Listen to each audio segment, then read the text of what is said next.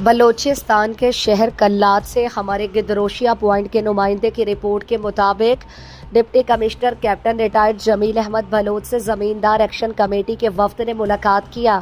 وفد میں ارباب میر احمد دہوار، سابق سٹی ناظم ملک عبدالناصر دہوار، ملک عبدالصمد بنگلزئی اور دیگر زمیندار شامل تھے۔ Additional deputy commissioner Shah Nawaz Baloch, district election commissioner سید احسان شاہ، اسسٹنٹ کمشنر آفتاب Ahmad لاسی، S H O levies جان محمد لانگو، صحافی امجد سلامی بھی موجود تھے۔ ملاقات میں وفد نے ڈپٹی کمشنر کو زرعی ٹیوب ویلوں کو سولر سسٹم پر منتقلی، زمینداروں کے سولر سسٹم کے پیسوں کی ادائیگی، بجلی کے لوڈ شیڈنگ سمیت زمینداروں کو درپیش مسائل سے آگاہ کیا۔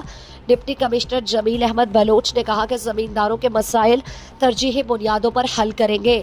عوامی مسائل کو سننا اور ان کے حل کے لیے اقدامات اٹھانا ہماری بنیادی ذمہ داری ہے۔ مسائل کے حل کے لیے علاقہ معززین اور زمیندار ایکشن کمیٹی کے نمائندے ضلعی انتظامیہ سے بھرپور تعاون کریں۔